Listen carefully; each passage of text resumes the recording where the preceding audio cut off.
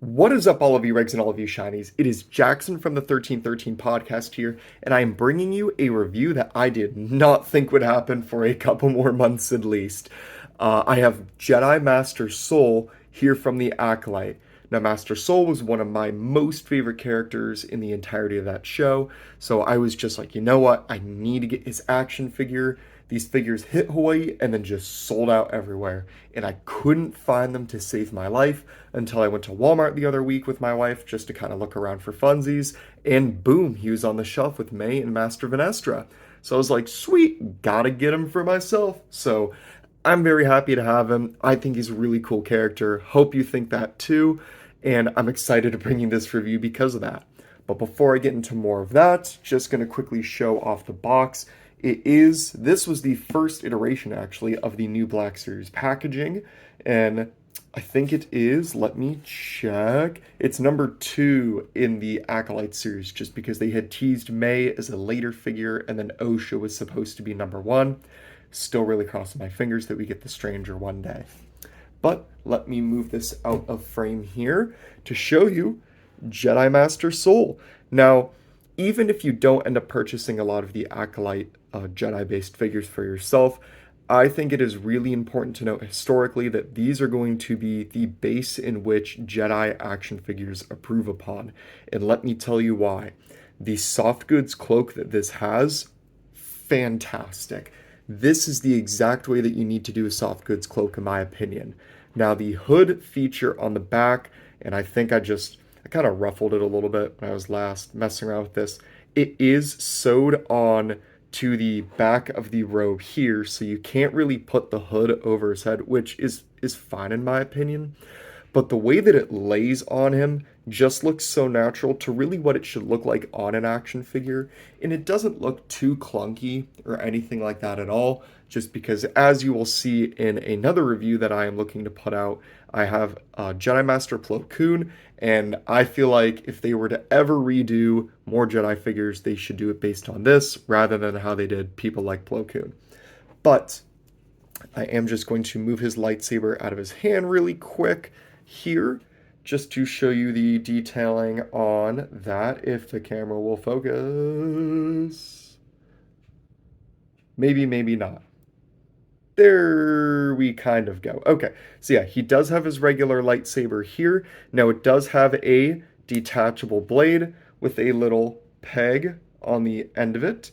Now, obviously, if you are a Star Wars Black Series collector, you would probably know to be very careful with the lightsabers and how you treat them, just because sometimes the plugs in the blades can get broken and stuck in the lightsaber itself, and that is never a fun time for anybody. So I will just caution you to please just be careful and maybe don't take the blade in and out as much as you might want to, just so you don't like ruin it, because I have plenty of lightsabers that I've had to super glue back together just because of that issue.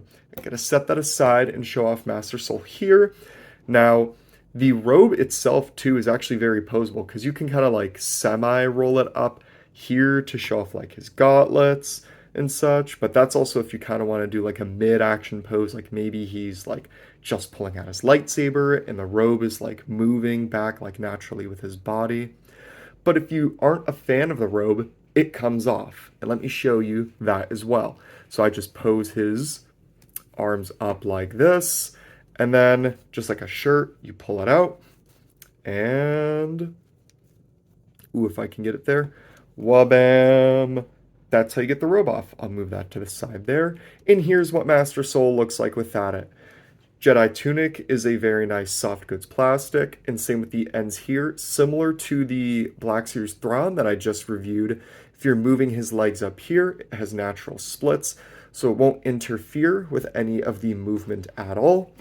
The detailing on his gauntlets is also a very nice touch. I like how it's very High Republic for the times too, and I kind of feel like he's the only Jedi in the order that kind of still dresses like that High Republic feel, just because a lot of others kind of just do their own thing with like the matted darks for cloaks. But Gonna put his lightsaber back on here. I also did forget to mention that his lightsaber does have a peg on the side, so if you do decide to display it, he has a little notch in his tunic here that you can fit that into yourself.